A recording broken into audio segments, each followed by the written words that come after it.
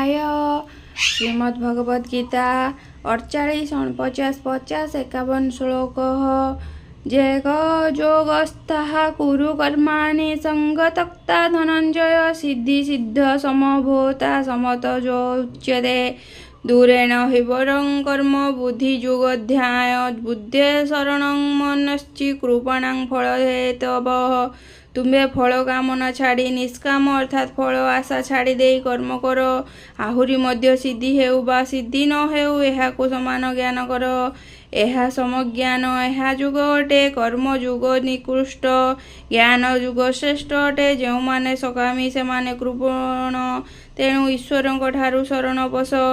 कार्य सर्वदा दिय मन ईश्वरे करी समर्पण मु कर्म बुली न विचार सिद्धि असिद्धि सम कर ए सम ज्ञान जुग करी कर्म जुगी हुए तुई हे धनंजय तुही शुण कर्म जुग निकृष्ट जान तहु जे ज्ञान जुग श्रेष्ठ सकर्म कृपण गरिष्ठ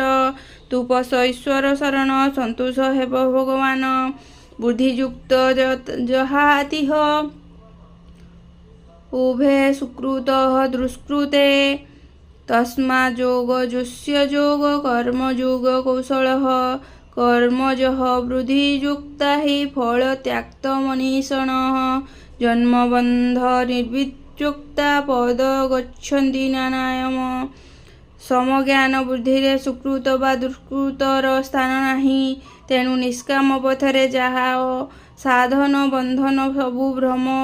ए माया छाड़िबाकू एकमात्र बड़ जुगार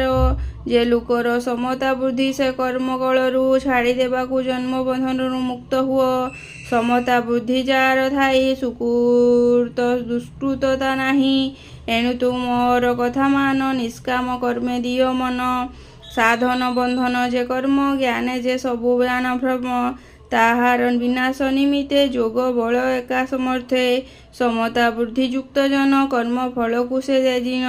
जन्म बंधुन से तरंती अक्षय मुक्ति लभंती। राधे राधे।